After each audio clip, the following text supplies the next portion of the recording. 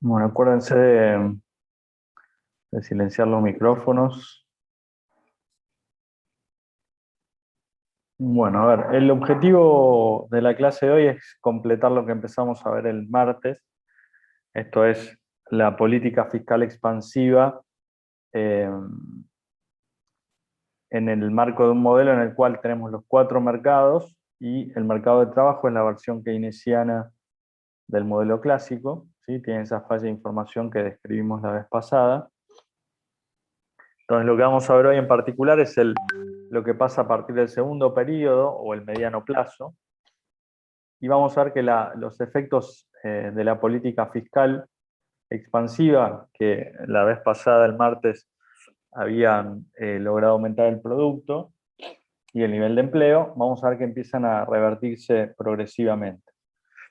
Y esa reversión o ese paso entre el corto y el mediano plazo tiene que ver con la revisión de la falla de información o la corrección de esa falla de información que tenían los oferentes en el corto plazo, que cuando vayan corrigiendo sus expectativas de precios, vamos a ver que van a empezar a desandar la dinámica expansiva que teníamos en el corto plazo.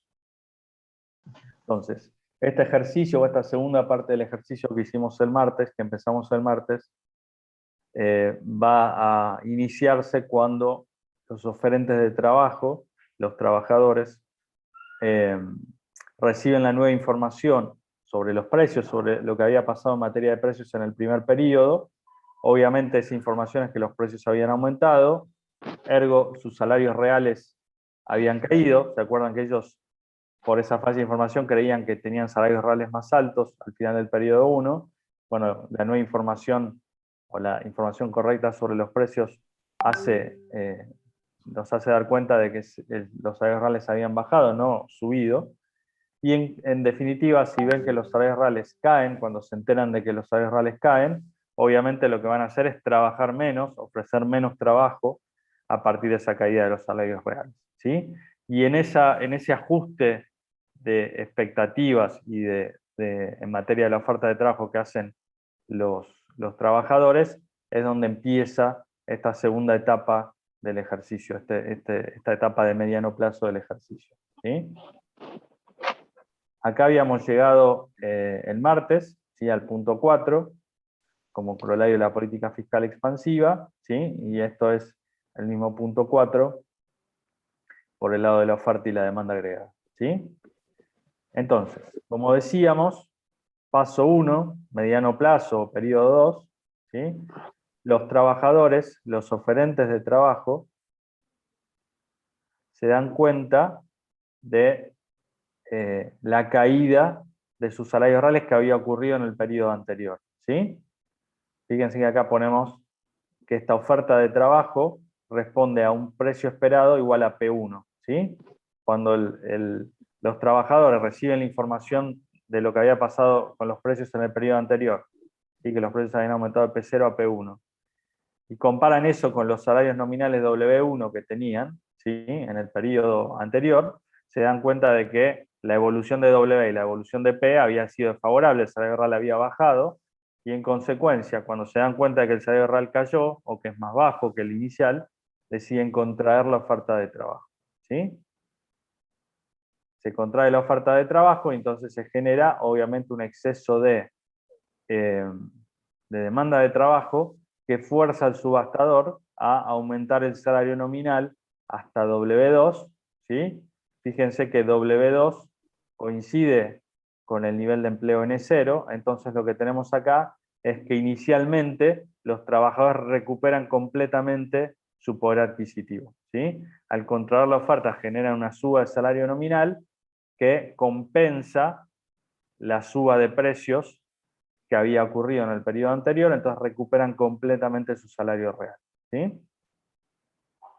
Es como, ¿se acuerdan que en un momento vimos la dinámica que habría en este gráfico para el modelo clásico? En el modelo clásico, la demanda se expandía cuando subían los precios y la oferta se contraía. Y se generaba un exceso de demanda que obligaba al subastador a dar una suba de salario nominal que equiparaba la suba de precios. Entonces el salario real no cambiaba y el nivel de empleo tampoco. Bueno, en la versión keynesiana, esto sucede con rezago, ¿sí? La oferta de trabajo, como tiene esa falla de información, reacciona a la suba de precios recién con un periodo de demora, ¿sí?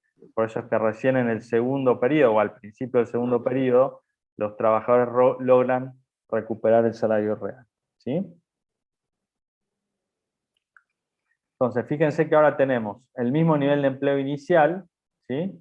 N0. Entonces, claramente, si las empresas tienen un nivel de empleo N0, ¿sí? Que es menor que N1, van a poder ofrecer menos bienes que antes, y entonces vamos a ver que esta contracción de la oferta de trabajo tiene su réplica en la contracción de la oferta agregada, ¿sí? Como decíamos recién, la empresa vuelve a tener N0 trabajadores, entonces, en definitiva, la empresa ahora, al precio 1, va a poder ofrecer un nivel de ingreso, un nivel de oferta o de producción igual a I0, ¿sí? Entonces, la oferta agregada ahora pasa por este punto P1 y 0, ¿sí? El punto 5, que recién graficamos acá, tiene que ver con el mismo nivel de empleo y por ende la misma producción original por el lado de la oferta. Entonces tenemos una oferta agregada que se desplazó hacia la izquierda, se contrajo, y ahora la oferta agregada pasa por este punto 5, ¿sí? Y en definitiva me está señalando que ahora lo que tenemos es un exceso de demanda agregada, ¿sí? Que obviamente va a terminar con un ajuste de los precios que me lleva al punto 6, ¿sí? Y el ajuste de precios va a permitir que la demanda agregada baje de 4 a 6 y que la oferta agregada suba de 5 a 6, ¿sí? Este camino, estos dos caminos ya los conocemos porque son los mismos de la vez pasada. Igual los vamos a hacer, obviamente, pero fíjense que en el periodo 2 lo que tenemos es eh, el ajuste de las dos curvas de oferta, la oferta de trabajo y la oferta agregada, ¿sí? Que son las que generan este exceso de demanda agregada, y el proceso que ahora vamos a tener, que nos va a llevar del lado de la demanda agregada de I4 a I5 y del lado de la oferta agregada de I0 a I5, ¿sí? Que es el mismo de la otra vez, pero obviamente ahora lo vamos a hacer, ¿sí? ¿Alguna pregunta?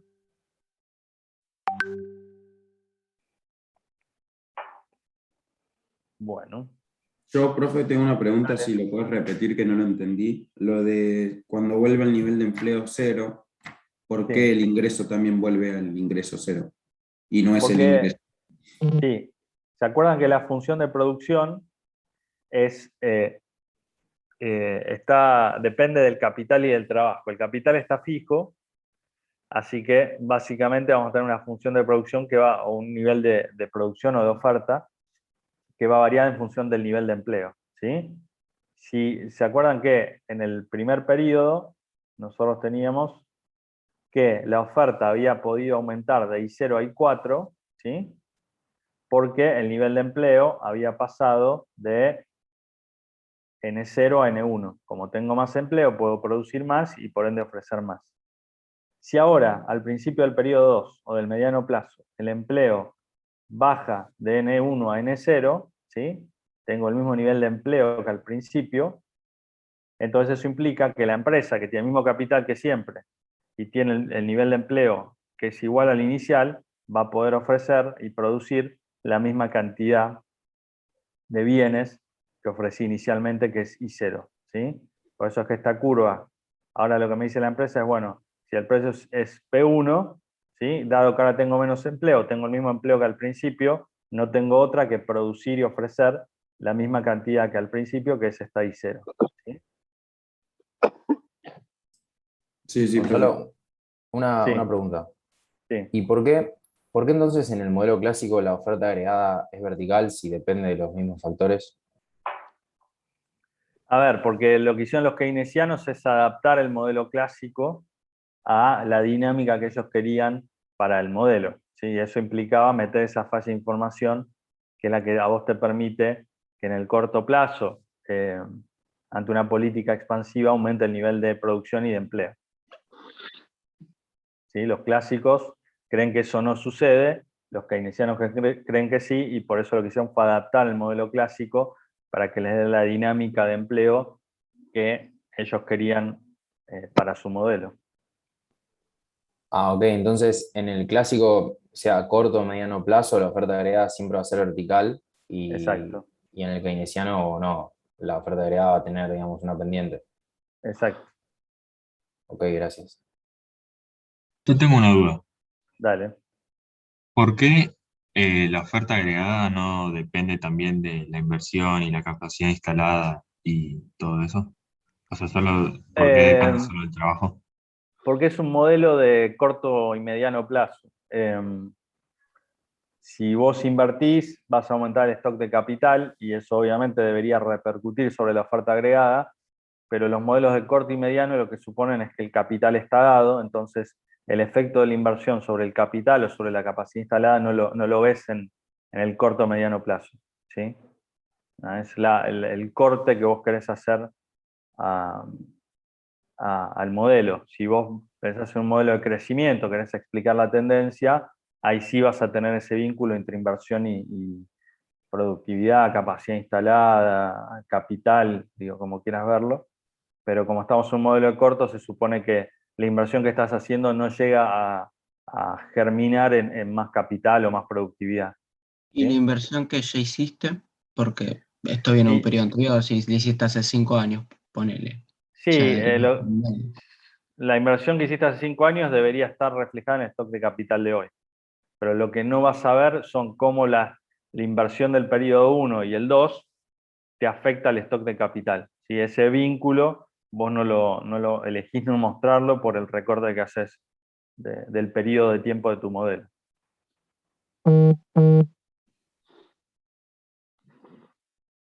Bueno, sigamos. Entonces, ahora lo que vamos a explicar, digo, la clave del periodo 2 o del mediano plazo son estos dos movimientos de las curvas de oferta de trabajo y oferta agregada. Lo que viene ahora ya es lo que vimos, es exactamente lo mismo del martes. ¿Sí? Es decir, qué pasa con la demanda agregada y la oferta agregada cuando suben los precios. ¿Sí?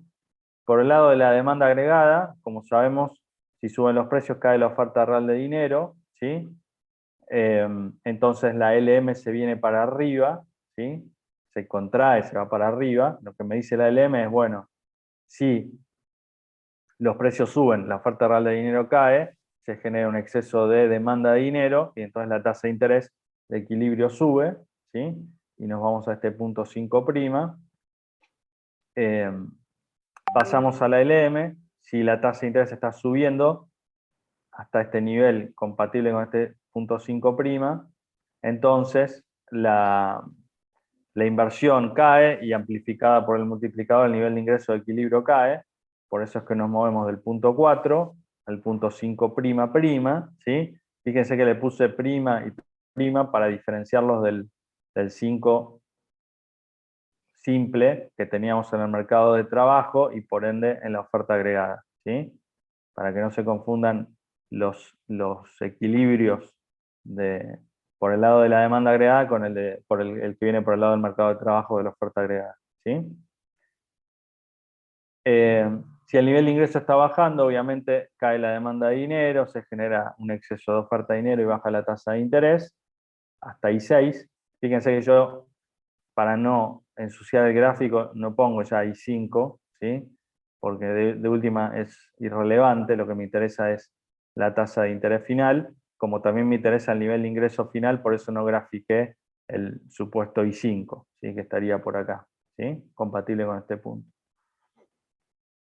Y por último, si está bajando la tasa de interés hasta I6, entonces el nivel de ingreso, el nivel de inversión y de ingreso de equilibrio aumentan, por eso me desplazo sobre la IS1 de 5' a 6, ¿sí? Y este es el nivel de ingreso I6 que me interesa graficar, ¿sí? Creo que esto ya lo hablamos. Cuando vamos complejizando, como estamos haciendo los gráficos, ya no tiene sentido graficar los niveles intermedios, ¿sí? Entonces por ahí conviene hacer I0, que es el inicial, I4, que es el final de precios flexibles, o el final del periodo 1 corto plazo, y el I6, que es el final de este segundo periodo, ¿sí? Y lo mismo con las tasas de interés. Deberíamos graficar I6, I4, I0. Las intermedias ensucian un poco el gráfico, entonces no es necesario hacerlas, ¿sí? Lo que sí es necesario hacer es el gráfico de mercado de dinero, que yo no hice para no perder tiempo, porque no tiene sentido repetir algo que acabamos de ver el martes. ¿Sí? Entonces, con estos 4 pasos, contamos cómo pasamos del punto 4 al punto 6, que es exactamente la misma mecánica que nos había llevado del punto 2 al punto 4 en la clase del martes. ¿Sí? Y lo que viene ahora, el paso 3' es el mismo de la vez pasada, o sea, es qué pasa con el mercado de trabajo cuando suben los precios. ¿Sí? Vimos que los precios pasaban de P1 a P2 en el periodo 2, y entonces obviamente, ¿quién se entera de esta nueva suba de precios en el periodo 2? La empresa. ¿Sí? La empresa ve que, dado el salario nominal W2, ¿sí?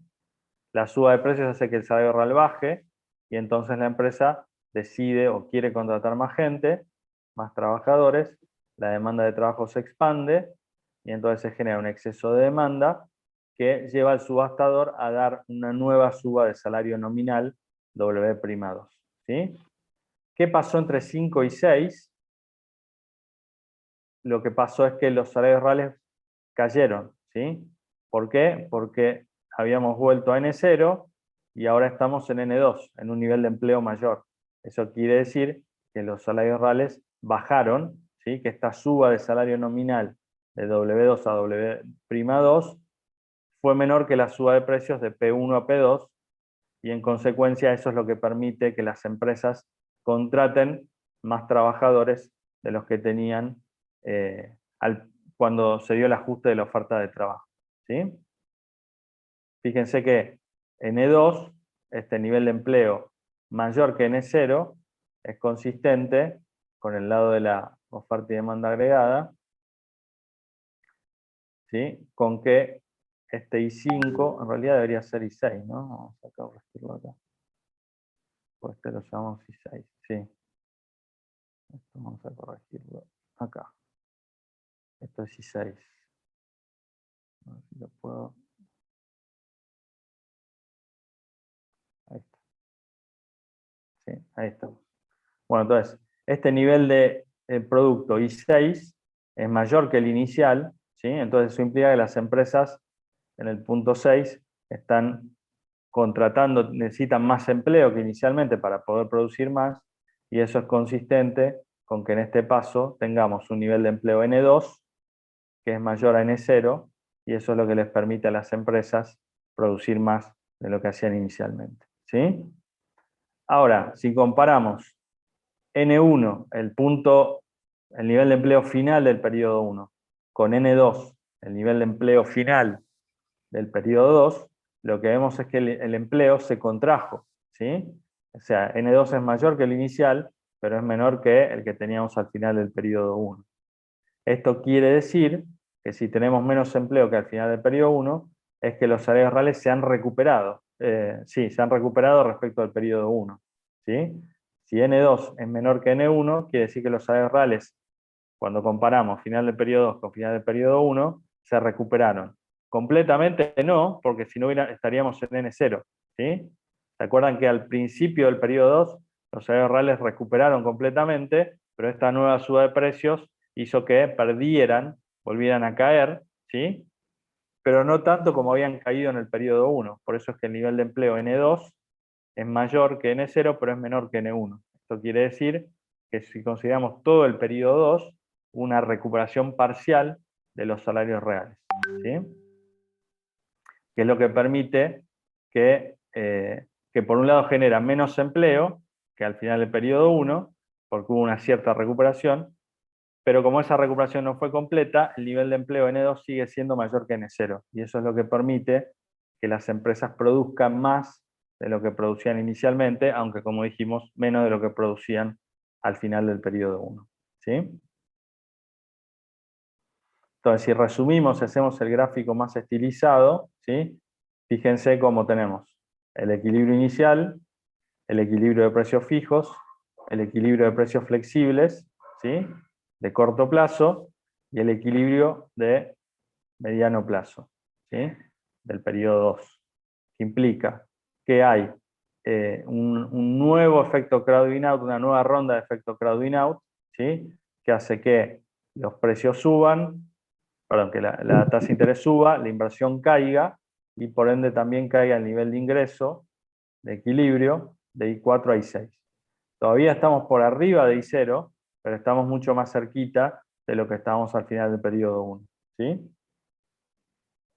Y si hubiera un periodo 3, si graficábamos el periodo 3, lo que acabamos de contar volvería a suceder. Los trabajadores se dan cuenta de que los salarios reales cayeron en el periodo 2, ajustan su oferta, ajustan la oferta agregada y se da una nueva dinámica de suba de precios que va a hacer que esta LM se vuelva a contraer y nos lleve a un equilibrio cada vez más cerquita de I0. Es decir que con el transcurso de los periodos lo que vamos a tener es más suba de precios, más tasa de interés y por ende menor nivel de ingreso de equilibrio, hasta que en algún momento más rápido, más lento, volvamos al nivel de producto y de empleo inicial. ¿Sí?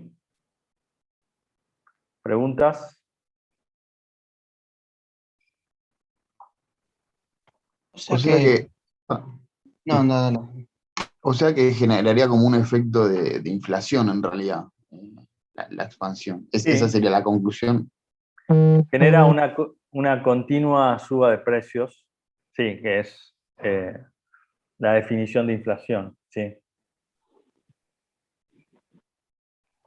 Entonces, además, vamos a volver al nivel original de ingreso, pero va a ser un efecto crowdinar completo, o sea que lo que antes era inversión ahora es consumo público, y eso no te va a impactar la dinámica a más largo plazo con tema de crecimiento. Sí, claramente sí, ahí vos eh, tenés como una suerte, lo vamos a hablar eso, vamos a contar un poco, pero básicamente acá lo que estamos viendo es un gobierno que está generando o está tratando de empujar el producto por arriba de la tendencia. Y eso se manifiesta en una suba de precios que te genera un efecto crowding out completo y te termina devolviendo a I0. ¿Sí? En algún momento, más rápido, más lento, con el paso de los periodos vas a volver a I0. Entonces, claramente ahí vos tenés un límite a la política expansiva, ya no tiene sentido porque estás en la tendencia, te lo está marcando la propia economía, que no podés, digo, como el auto, cuando uno lo quiere llevar más de lo que da, digo, el auto empieza como a mostrar que no puede ir más de esa velocidad, y esto es algo parecido, y que vos que seguís emperrado, ahora lo vamos a ver, en tratar de llevar la economía a la derecha de I0, eso claramente, en la medida que vos estás generando inflación y estás generando suba la tasa de interés y caída de la inversión, en definitiva también estás dañando la tendencia. ¿Sí? Por más que, como decíamos hace un rato, nosotros no vemos ese efecto sobre el stock de capital, ¿sí? Claramente si abriéramos el modelo para incluir ese efecto, lo que teniendo es una economía que va perdiendo capital, y entonces la oferta agregada se te va a caer, no por menos empleo, sino directamente por deterioro del capital. Claro. Y otra pregunta, Sí, eh, ¿qué pasaría en esta economía, por ejemplo, se me ocurre si estuviese en pleno empleo ya, o si estuvieses, porque también se dice que los trabajadores no perciben la suma de precios, sí. pero muchas veces eso no pasa, o sea, es esperada la suba de precios o se tiene, o tienen organismos como los sindicatos que buscan proteger sus salarios reales. Entonces, ¿cómo incluye eso dentro del modelo de expectativas? Sí, acá no tenés, ahora vamos a hablar de eso, no tenés expectativas, o tenés expectativas muy, a ver, muy, lo que se llama expectativas miopes, en el sentido que estos trabajadores se supone que cometen un error sistemático de expectativas, que todo el tiempo creen que va a haber estabilidad de precios y cada periodo hay una suba de precios que los sorprende. ¿Sí? Eso es una forma medio irracional de tener expectativas, en el sentido de que vos todo el tiempo te estás equivocando. Digo, uno puede pasar que se equivoca un periodo, se equivoca dos, pero digo, vas a ir corrigiendo esa forma de forma de expectativas porque te genera un costo en términos de pérdida de salario real.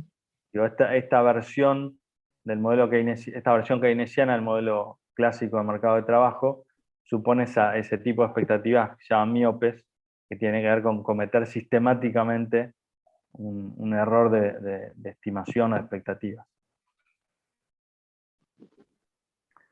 Ahora, pregunta, ¿hay alguna forma de evitar la vuelta a I0? Supongamos que yo estoy en el periodo 2 y mi objetivo era estar en I4, ¿sí? Si todo se da como estábamos contando, yo termino en I6, que está a la izquierda de I4, ¿sí? ¿Qué podría hacer, si es que puedo hacer algo, para quedarme en I4, en el periodo 2? Un undershooting, una política monetaria que te baje el interés. Sí, una política monetaria o una política fiscal, ¿sí? Ustedes pueden hacer. Si los precios me llevan la LM hacia arriba, yo puedo, con una política monetaria, llevar la LM hacia abajo, ¿sí? Esa es una posibilidad. La otra posibilidad es decir, bueno, no quiero tocar la política monetaria, voy a tocar la política fiscal. Entonces, lo que voy a hacer es hacer una nueva expansiva. Una nueva expansiva que me lleve, que me permite intersectar a la LM2 en un nivel de ingreso compatible con I4, ¿sí? Pero en definitiva lo que tengo que hacer es alguna política expansiva sistemática, ¿sí? Lo que me dice esta versión del modelo que estamos viendo es que no alcanza con hacer una política expansiva en un periodo. Si yo quiero expandir, quiero lograr una expansión permanente del nivel de ingreso, lo que tengo que hacer es una política sistemática, ¿sí? Repetida, es decir, todos los periodos. ¿Pero eso no te va a explotar en la cara? Ahora vamos a ver. Todos los periodos eso me implica aumentar la política fiscal y o la política monetaria, hacer una expansión fiscal y monetaria en todos los periodos, es decir, aumentar el consumo público, transferencias, todos los periodos, 5, 10%, todos los periodos, todos los años, o aumentar la oferta nominal de dinero, 5, 10, todos los años, ¿sí? Ahora vamos a ver las secuelas de eso, ¿sí? Pero a priori, si yo miro los gráficos y el modelo, digo, bueno, la salida a esta vuelta a I0, lenta a I0, es hacer una política todos los periodos. Esto que estamos contando tiene que ver con la curva de Phillips, que es una relación empírica que encontró Phillips para el Reino Unido, tomando casi 100 años de evidencia, ¿sí? Lo que encontró es una relación estable entre la tasa de desempleo y la tasa de inflación, ¿sí? ¿Cómo se lee esto? Lo que muestra esta curva es que si yo quiero bajar la tasa de desempleo, lo que es lo mismo, aumentar el nivel de actividad, ¿sí? En términos de nuestro gráfico, el costo de eso es una suba en la tasa de inflación salarial y de inflación de precios, ¿sí? Vale la redundancia. Entonces acá lo que me está diciendo es, por ejemplo, supongamos que pasar de I0 a I4, que es lo que yo tengo en este gráfico, equivale a disminuir la tasa de desempleo de 5,5 a 2,5. Bueno, esta curva de Phillips me mostraba cuál era el costo en términos de inflación que tenía ese aumento en el nivel de actividad, aumento en el nivel de empleo, ¿sí? Y en el caso este, acá tenía una suba pasada de inflación 0, ¿sí? Por estar en I0, a inflación de 2% anual, supongamos, por estar en este nivel I4 o esta tasa de desempleo de 2,5. ¿Sí? Esto que encontró Phillips para el Reino Unido, lo encontraron Samuelson y Solow para Estados Unidos, y entonces, en la década del 60, los países desarrollados que tenían el ISLM, ¿sí? Lo que hacían era calibrar los parámetros del ISLM, ¿sí? Calibrar los parámetros implica, bueno, cuál es el valor de la proporción marginal a consumir, cuál es el valor de K, ¿sí? Cuál es el valor de L, ¿sí? Los parámetros de la demanda de dinero, calibrar, buscar los valores de todos los parámetros, y entonces lo que hacían era estimar cuál era la intensidad que le tenían que dar a la política fiscal y o monetaria sistemáticamente expansiva, es decir, cuánto tenían que aumentar el consumo público cada año o la oferta de dinero cada año para lograr moverse a lo largo de la curva de Phillips de este punto a este punto, ¿sí? O lo que es lo mismo en términos de nuestro gráfico, cuál era el esfuerzo fiscal o monetario que tenían que hacer todos los años para moverse permanentemente de I0 a I4, ¿sí? Es decir, que cuando todos los periodos aumentaban los precios, cómo tenían que mover la LM o la IS para permanecer en un nivel de ingreso como I4, ¿sí? Eso lo empezaron a hacer todos los países desarrollados en la década del 60, y en esa década lo que había era una reducción del desempleo o un aumento del nivel de actividad o el nivel de empleo, ¿sí? Pero con el corolario que ya mostraba la curva de Phillips, que ya sabían los policymakers, de suba en la tasa de inflación, ¿sí? Entonces, lo que empezó a darse era lo que estaba previsto por la evidencia empírica que traía la curva de Phillips, ¿sí? Ahora, bueno, esto ya lo hablamos. Todo eso va a llegar a su fin a finales de la década del 60. A finales de la década del 60, Friedman, por un lado, y Phelps, que es otro economista, que por otro lado, empezaron a advertir que estas políticas que se estaban haciendo iban a terminar sin afectar el nivel de actividad, ¿sí? Básicamente lo que decía Friedman era que había una tasa de desempleo que él llamaba natural, que tenía que ver con un mercado balraciano que tiene rigideces o fallas como el salario mínimo, los sindicatos, digo, todo lo que sabemos.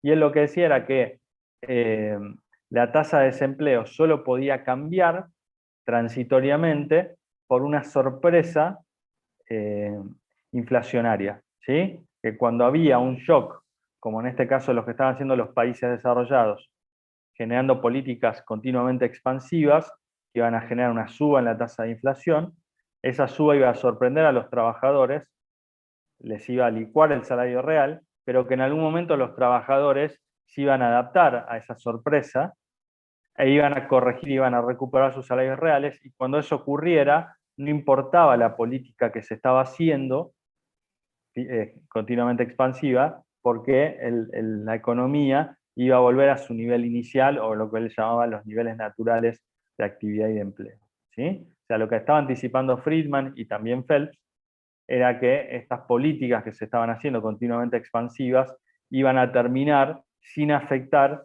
el nivel de empleo, ¿sí? Él decía que la sorpresa iba a durar unos 5, 8 años, 10 años, porque eran economías muy estables que estaban acostumbradas a no tener inflación. Entonces, claramente, pasar de un mundo de casi 50, 100 años sin inflación a un mundo en el cual continuamente hay una inflación sistemática, genera una sorpresa bastante larga, en el sentido de que los agentes no se adaptan rápido, pero una vez que lo hagan, decían, vamos a volver a los niveles iniciales o naturales de actividad y de empleo. Decía, si esto se hace en un país emergente, donde hay mucha más volatilidad, el ajuste es mucho más rápido, porque los agentes están más acostumbrados a todo tipo de shocks o de sorpresas. En un país desarrollado, como Estados Unidos, o algunos países europeos, decía, la sorpresa va a ser más prolongada, pero inexorablemente se va a acabar, va a dejar de ser una sorpresa. Y efectivamente, a principios de los 70, los países empiezan a mostrar señales de estanflación, es decir, de caídas en los niveles de actividad que volvían a los niveles naturales o iniciales, pero con una inflación que permanecía elevada, ¿sí? Entonces, lo que estaba planteando Friedman era que en realidad no existe una curva de Phillips, ¿sí? No existía una curva de Phillips en el largo plazo, sino que en el largo plazo el desempleo va a estar en su tasa natural, ¿sí? Independientemente de la inflación que tenga la economía, ¿sí? Porque si no, si vamos a la curva de Phillips simple, Argentina no tendría que tener desempleo, porque con una inflación alta, el desempleo es cero. No, lo que dice Friedman es, independientemente de la inflación que haya en la economía o que genere las políticas expansivas, en el largo plazo la tasa de desempleo va a ser siempre la tasa natural, ¿sí? Y lo que yo hago con shocks de políticas es reducir transitoriamente el desempleo, pero inexorablemente voy a volver a la tasa natural de desempleo. ¿Sí?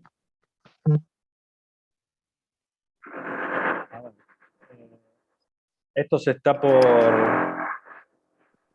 cortar y encima me están taladrando al lado de mi casa.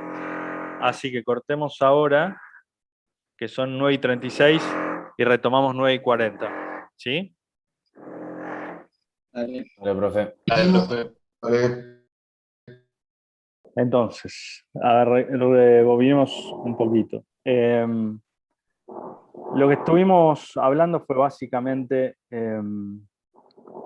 cómo en el marco de la versión keynesiana del modelo clásico de mercado de trabajo, la política fiscal expansiva o la política monetaria expansiva se van diluyendo con el transcurso del tiempo en la medida que en cada periodo los trabajadores ajustan sus expectativas, contraen la oferta de trabajo, eso a su vez contrae la oferta agregada, entonces cada contracción de la oferta agregada, como lo vemos acá, nos va llevando un poquito más cerca del nivel de producto o de empleo inicial, que es I0 o N0. ¿Sí? Ahora, la curva de Phillips les mostró a los países desarrollados en la década del 60 que podían eludir esa vuelta a I0 si hacían políticas sistemáticas. Si yo hago políticas sistemáticas, quiere decir que todos los periodos expando la IS o expando la LM y en consecuencia neutralizo ese efecto contractivo que tiene el ajuste de la oferta de trabajo y el ajuste de la oferta agregada. ¿Cuál es el costo de eso? Obviamente lo muestra la misma curva de Phillips y lo muestran los gráficos que estábamos haciendo, que los precios van a subir continuamente, es decir, vamos a generar una suba en la tasa de inflación permanente, ¿sí? Que tiene que ver con ese efecto permanente sobre el nivel de ingreso o el nivel de empleo. Los países desarrollados, como decíamos hace un ratito, en la década del 60, buscaron hacer ese tipo de políticas para tener el efecto permanente sobre el empleo, sobre la actividad, y como era previsto, tuvieron un efecto, una secuela, que fue la suba o la aparición de inflación. En general estas economías venían de muchos años, o en general tenían años de inflación cero, de cero inflación, entonces al generar estas políticas, la década del 60 implicó un salto en la tasa de inflación, un salto estructural o permanente en la tasa de inflación. Digo, lo mismo que preveía la curva de Phillips, pero las políticas sistemáticas que hicieron los países desarrollados, que en general eran políticas fiscales financiadas con emisión, es decir, política fiscal y monetaria acomodaticia de tipo 2, ¿sí? Las dos expansivas, generaron esa tasa de inflación. Todo parecía funcionar bien, ¿sí? Pero Friedman, como decíamos hace un ratito, Friedman y Phelps, cada uno por su lado, advirtieron que ese efecto que parecía permanente sobre la actividad y sobre el empleo, en realidad era transitorio, tenía que ver con la sorpresa que había generado esa suba en la inflación en los agentes, particularmente los trabajadores, que habían padecido obviamente una caída del salario real, pero decían que esa sorpresa no iba a ser eterna y cuando empezara a ser corregida, esa sorpresa, cuando los agentes se adaptaran a este mundo de inflación permanente, la economía iba a volver a los niveles naturales o iniciales de actividad y de empleo, y entonces nos iba a quedar un mundo en el cual íbamos a tener el mismo nivel de empleo inicial, pero con una inflación sistemática. ¿Sí? El costo de estas políticas no iba a ser neutro, no era solo que íbamos a volver a I0, sino que íbamos a volver a I0 con una inflación permanente, es decir, los precios, por más que el nivel de actividad y el nivel de empleo volvieran a sus niveles iniciales, la inflación iba a seguir, los precios iban a seguir creciendo permanentemente. ¿Sí? Como decíamos hace un ratito, para Friedman y Phelps, la curva de Phillips en el largo plazo es vertical. Esto quiere decir, no importa cuál sea la tasa de inflación que haya en la economía o que yo genere con las políticas expansivas, sistemáticas, el nivel de empleo va a ser siempre el mismo, el natural, el inicial, en nuestro ejercicio. Y entonces lo que yo hago cuando genero esa sorpresa inflacionaria es transitoriamente reducir el desempleo, ¿sí? Pero inexorablemente termino volviendo a la tasa natural con el costo, con el corolario, ¿sí? Que al final de la fiesta me toca quedarme con una tasa de inflación permanentemente mayor de la que tenía. Es decir, el efecto sobre la actividad y el empleo es transitorio, el efecto sobre la inflación es permanente, ¿sí? Para que yo baje la inflación, lo que voy a tener que hacer es una política contractiva, ¿sí? Que como la contracara del ejercicio que hicimos, va a tener un efecto negativo sobre el empleo en el corto y mediano plazo, ¿sí? Y recién en el largo plazo, ¿sí? Con el transcurso de los periodos, voy a lograr volver al nivel de empleo inicial natural con una inflación más baja, ¿sí? Entonces, la contrapartida de lo que estamos hablando ahora, así como cuando yo hago una política expansiva, tengo un efecto transitorio de menor desempleo y un efecto permanente, un resabio permanente, que es la inflación más alta. Si yo quiero desandar ese camino, ¿sí? Y eso era la disyuntiva que tenían las economías desarrolladas a principios de la década del 70, ¿sí? Antes de los shocks petroleros lo que hicieron fue exacerbar la tasa de inflación que tenían, pero digo, la disyuntiva que tenían era, bueno, si ahora queremos bajar la inflación, ¿sí? Tenemos que hacer una política contractiva, sistemática, es decir, contraer la base monetaria o el gasto público todos los periodos, ¿sí? Con la expectativa de tener un periodo transitorio de 5, 6, 7 años de mayor desempleo, ¿sí? Después de esa transitoriedad volver al nivel de desempleo natural y ahí sí tener el beneficio de una tasa de inflación menor o directamente eliminar la inflación, ¿sí? Ahora, ¿qué es lo que cambia entre lo que pasaba, lo que pasa en nuestro modelo, como lo estamos contando, y lo que está diciendo que va a pasar Friedman y Phelps, ¿sí? El gran cambio, como decía Franco hace un rato, tiene que ver con las expectativas, ¿sí? Para Friedman y Phelps, los trabajadores no tienen expectativas, no son miopes al momento de formar expectativas. Miope, como decíamos, es, bueno, yo todos los periodos me sorprendo por la suba de precios, ¿sí? Cada vez que arranca el periodo y me llega la información de lo que pasó en el periodo anterior, me doy cuenta de que yo pensaba que no iba a haber inflación, que los precios no iban a subir y los precios suben, ¿sí? Y eso pasa en nuestro modelo todos los periodos, es decir, cuando yo hago la política sistemática, monetaria o fiscal, que va a generar una suba de precios de todos los periodos, en cada periodo, cuando los precios suben, sorprenden a los trabajadores, ¿sí? O a los agentes en general. Friedman y Phelps lo que dicen es, eso no puede pasar, no puede ser que los agentes sistemáticamente cometan ese error de expectativas. Dicen, los agentes se van a adaptar. Digo, yo me equivoco, un periodo creía que no iba a haber inflación, hubo inflación. Segundo periodo también. Tercer periodo también, bueno, en algún momento me voy a dar cuenta de que hay inflación persistente, permanente en mi economía, y voy a empezar a actuar preventivamente. No solo voy a tratar de recuperar el salario real que perdí en el periodo anterior cuando creía que no había inflación, sino que voy a empezar a pedir subas salariales adicionales para compensar la inflación que me doy cuenta que va a haber en este periodo, ¿sí? Entonces, básicamente, lo que plantean Friedman y Phelps es que las expectativas no pueden ser, como dice la versión keynesiana, no pueden ser permanentemente como dice la versión keynesiana, porque los trabajadores, tener esa forma de expectativas les genera un costo en términos de caída del salario real permanente, y cuando corrijan esa forma de hacer expectativas, voy a tener una dinámica que se parece mucho más al modelo clásico puro del mercado de trabajo, ¿sí? Y lo último que les quería contar, digo, más allá de esta discusión de las expectativas, hay una discusión más de fondo que tiene que ver, como decía hace un rato, de para qué está la política macro, ¿sí? La política fiscal y monetaria. La política fiscal y monetaria está para estabilizar la economía, ¿sí? Para acercarla a la tendencia, pero no está para cambiar la tendencia como planteábamos, ¿sí? Cambiar la tendencia sería decir, bueno, yo estoy en I0 y yo quiero estar permanentemente en I4, ¿sí?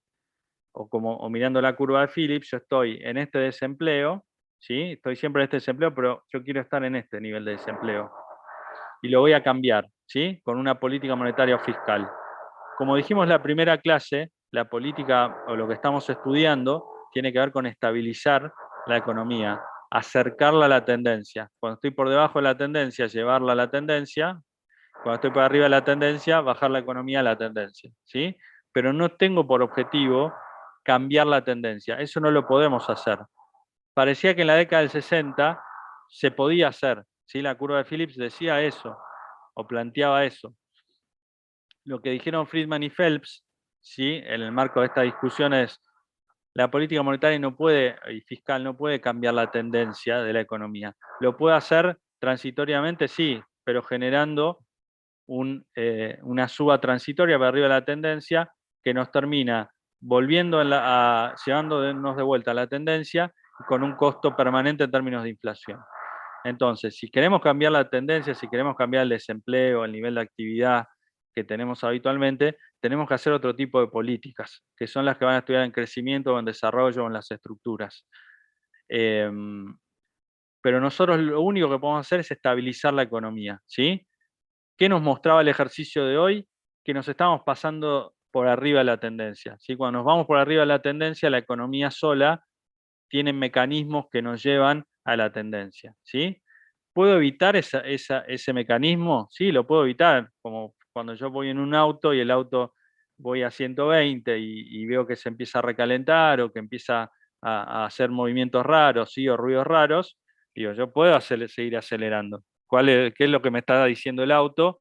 Que ese auto no aguanta más a ese ritmo, ¿sí? La economía misma también, esa vuelta a I6 y esa vuelta progresiva a I0 me está diciendo que la economía está cerca de la tendencia y no la puedo seguir aumentando con políticas monetarias y fiscales. Entonces, el corolario de toda esta discusión en el fondo tiene que ver con eso, con cuál es el rol de la política monetaria y fiscal, y como siempre decimos, ese rol es de evitar las fluctuaciones, no de cambiar la tendencia. Si yo quiero cambiar la tendencia, lo que voy a generar es que no voy a lograr ese objetivo y en todo caso voy a hacer ruido sobre la inflación o eventualmente en el marco de lo que discutimos al principio del curso, voy a generar un ciclo endógeno, ¿sí? Entonces, toda esta discusión o cuando empezamos a ver este tipo de repercusiones de las políticas monetarias y fiscales es porque estamos cerca de la tendencia, nos estamos yendo por arriba de la tendencia.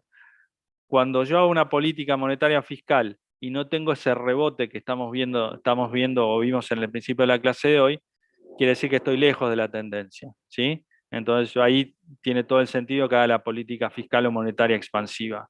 Cuando estoy cerca de la tendencia, si no me di cuenta de que lo estoy, bueno, la economía me da estas señales en términos de que hay mucha suba de precios y hay un crowding out cada vez mayor, y entonces ahí yo sé que aparece la señal de que tengo que sacar el pie del acelerador, tengo que dejar de hacer esa política expansiva, porque ya estoy en la tendencia, no tiene sentido que siga haciendo política expansiva si estoy en la tendencia, ¿sí? Entonces, digo, sintéticamente, toda esta discusión que tuvimos en la clase de hoy, en el fondo tiene que ver con refrendar que las políticas que estamos estudiando, fiscal y monetaria, tienen que ver con estabilizar la economía, no con tratar de cambiar la tendencia, ¿sí? Eso se trató de hacer en la década del 60 en los países desarrollados, tratando de aprovechar la curva de Phillips, la evidencia de la curva de Phillips, y lo que se mostró, lo que anticiparon Friedman y Phelps y terminó ocurriendo, es que efectivamente no se puede cambiar la tendencia o la tasa natural de desempleo con políticas monetarias y fiscales expansivas, porque eso requiere otro tipo de políticas que no son las que estudiamos nosotros y que tienen que ver con más el largo plazo y que, como les dije, van a ver más adelante en la carrera. Bueno, ¿alguna pregunta, duda, comentario? Yo tengo una pregunta acerca de la curva creo que es la de oferta de trabajo, demanda de trabajo, como la que estaba entre los puntos de la curva de producción, que tenía un punto en donde arrancaba y un punto donde terminaba, que ya no era, porque si se pasaba del producto marginal a volverse negativo no tenía sentido contractar y antes Ok. tampoco. Sí, Eso sí, no me salía. Lo que yo quería preguntar en realidad es, ¿qué pasaría si vos querés hacer una política monetaria, fiscal o lo que sea expansiva, pero vos ya te encontrás en ese límite de producto marginal por sí, unidad de trabajo?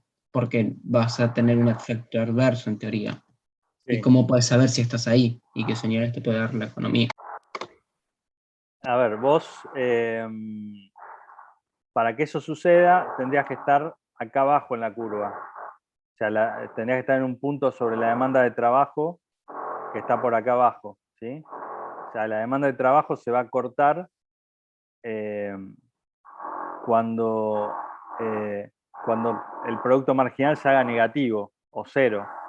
Así que vos nunca vas a estar en un punto como ese porque ahí no tenés demanda de trabajo. Si ahí tratás de mover a la economía en un punto en el cual el producto marginal se hace negativo, ahí la empresa no va a contratar más empleo. Así que ahí vas a tener una oferta agregada, si querés, que va a ser completamente horizontal, vertical, ¿sí?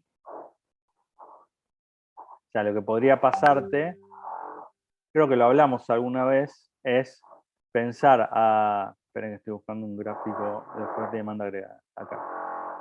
Pensar que la oferta agregada tiene un tramo horizontal, ¿sí? Después un tramo con pendiente positiva, y lo que vos me estás diciendo es, bueno, en algún momento la curva se va a hacer vertical, digo, por más pase lo que pase con los precios o los salarios reales, la empresa ya no va a querer contratar más gente porque cada trabajador le genera una pérdida de ingresos, un producto marginal negativo. Entonces, digo, ahí la curva de oferta sería vertical, ¿sí?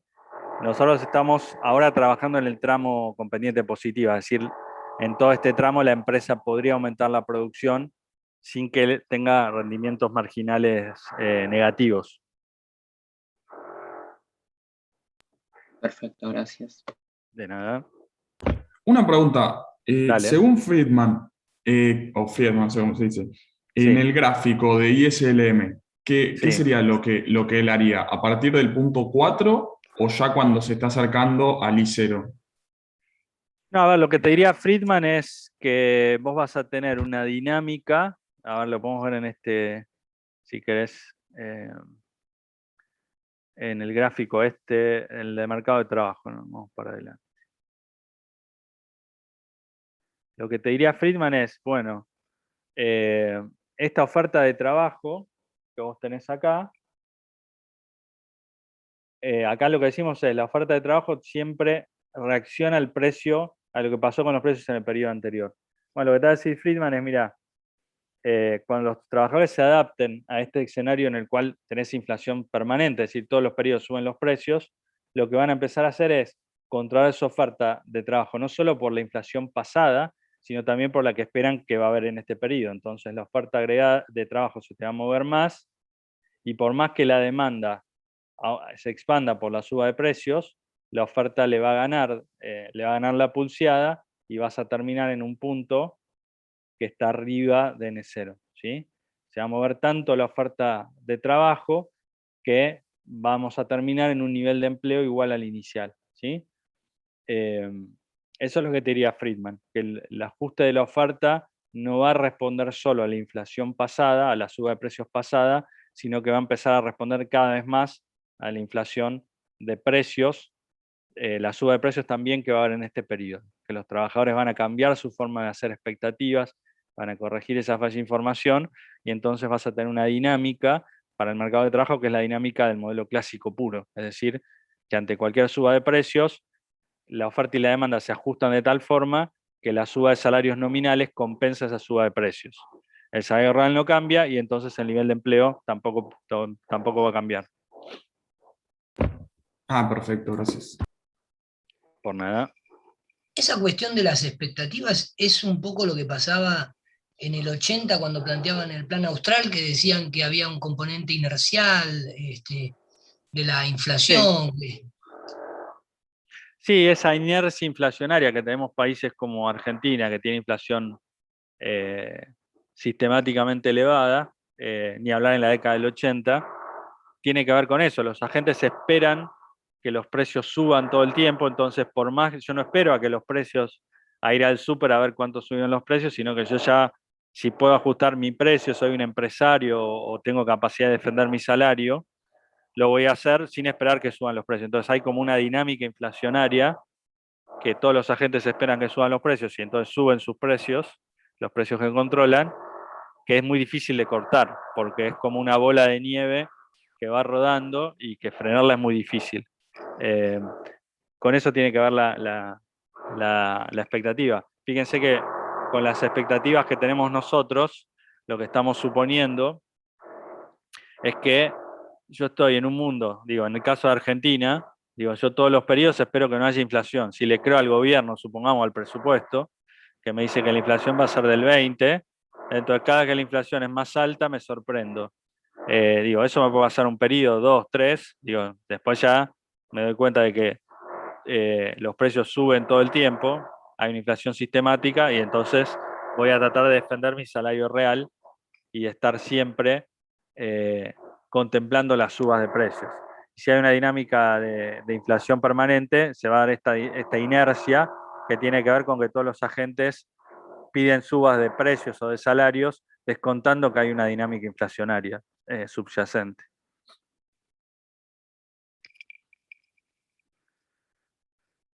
¿Alguna pregunta más? ¿Dudas? ¿Comentarios?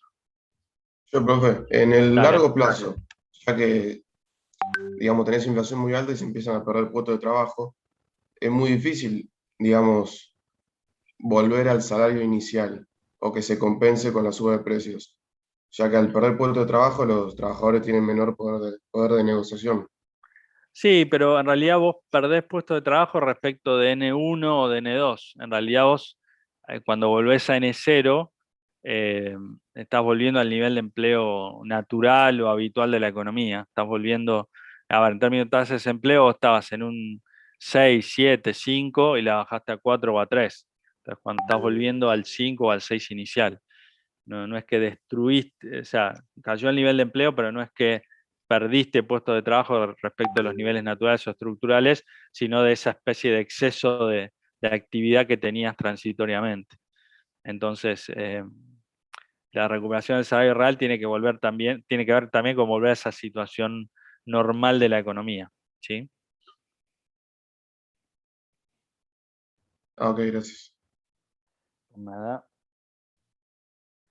Bueno, a ver, el martes tenemos la última clase de esta parte de economías cerradas, que tiene que ver con, vamos a hablar un poquito más de expectativas, cómo se puede meter. Ahora tenemos una forma muy rústica de expectativas, que es la que presentamos para el mercado de trabajo. Vamos a ver si podemos poner un poquito más de expectativas por el lado de la demanda agregada. Y después ya, bueno, el miércoles está la práctica de esta cuestión de corto y mediano plazo, y ahí sería el cierre de esta parte post-examen, con mercado de trabajo y distinguiendo corto y mediano plazo. Y ya después el viernes arrancan con macro abiertas. Así que nada, traten de ponerse al día durante el fin de semana y los primeros días de la semana que viene. Traten de sacarse todas las dudas en la clase del miércoles de práctica, porque ya el viernes arranca macro abiertas y nada, eso un nuevo mundo que hay que conquistar antes del segundo parcial. ¿Sí? Bueno, estimados y estimadas, si no tienen más preguntas, esto ha sido todo por la clase de hoy. Nos vemos el martes por acá. Y bueno, espero tener menos ruido porque